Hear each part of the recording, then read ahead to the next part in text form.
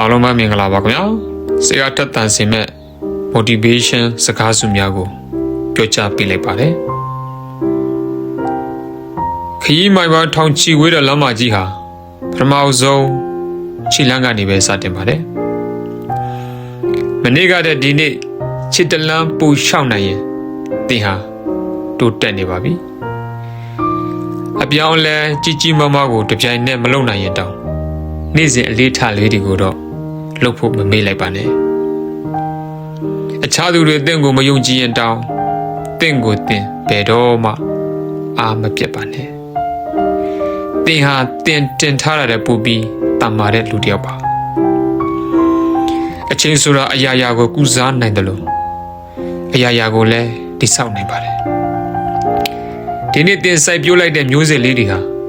မနှက်ဖြံမှာအရေးရတဲ့တစ်ပင်ကြီးတွေဖြစ်လာမှာပါဘယ်လောက်ပဲနေကွေးနေပါစေလုံးဝလက်မလျှော့လိုက်ပါနဲ့လက်ပြတကောင်ဖြစ်ဖို့ပိုးတုံးလုံးဘဝမှာအမောင်တူကြီးကိုအကြာကြီးအန်တုခဲ့ရတယ်ဆိုတာကိုတတိပြုစမ်းပါနေတဲ့တိုင်းဟာအမားတွေကိုပြင်ဆင်ဖို့အခွင့်အလမ်းသစ်တွေတည်ဆောင်ပေးလာတတ်ပါတယ်ကိုယုံကြည်မှုကအောင်မြင်ခြင်းရဲ့အကြီးမားဆုံးလျှို့ဝှက်ချက်ပါအခက်အခဲဆိုတာတင့်ကိုလဲကျစေဖို့တွေမကပဲပိုရင့်ကျက်လာစေဖို့လည်းဖြစ်ပါတယ်အတိတ်ကအမားတွေဆိုတာအနာဂတ်အတွက်အကောင်းဆုံးလမ်းညွှန်ပြသပေးမယ်ဆရာတွေပါအခြားသူရဲ့အေးအောက်မှာကြီးထွားဖို့မကြိုးစားပါနဲ့ကိုယ်ပိုင်အလင်းရောင်လေးနဲ့တောက်ပလိုက်စမ်းပါ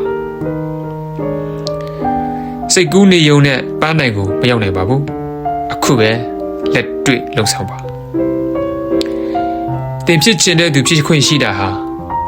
တင့်ရဲ့လက်ရှိအချိန်ကိုဘယ်လိုသုံးတယ်လဲဆိုတဲ့ပုံမှာပဲမူတည်ပါတယ်ဘဝရဲ့အလှဆုံးတွေဟာရုန်းကန်မှုတွေရဲ့နောက်ွယ်မှာပဲပုံကွယ်နေတတ်တယ်ဆိုတော့ကိုလည်းမမေ့လိုက်ပါနဲ့အခွင့်အလမ်းကိုထိုင်မဆောင်ပါနဲ့ကိုယ်တိုင်ဖန်တီးရယူပါအရာရာဟာစိတ်ကဥဆောင်တာမို့တင့်စိတ်ကိုအမြဲတမ်းအပြုသဘောဆောင်နေအောင်ထိမ့်သိမ်းထားပါဒီနေ့လဲကြရင်မနေ့ပြန်ထားပါအရှုံးဆိုတာလဲလျောင်းနေသူအတွက်ပဲရှိတာပါတင့်ရဲ့တန်ဖိုးကိုအခြားသူတွေရဲ့အမြင်နဲ့အဆုံးဖြတ်မခံပါနဲ့ကြိုးစားမှုတိုင်းဟာချက်ချင်းအရာမထင်လာတတ်ပေမဲ့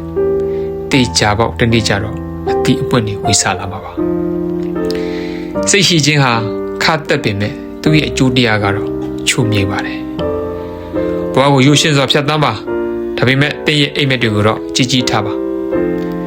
အတွေးကနေအပြူသဘောတွေဖြစ်လာတယ်အပြူကနေပြီးကံကြမ္မာဆိုတာဖြစ်လာပါတယ်ယနေ့တင်ပတ်သက်နေတဲ့အလေးထားလေးတွေကတင့်ရဲ့အနာဂတ်ကိုပုံဖော်ပေးပါလိမ့်မယ်လုံးဝလက်မလျှော့လိုက်ပါနဲ့အကောင်းဆုံးအရာတွေဆိုတာအချိန်ယူတတ်ပါတယ်အားလုံးကြမှာကြပါစေဗျာ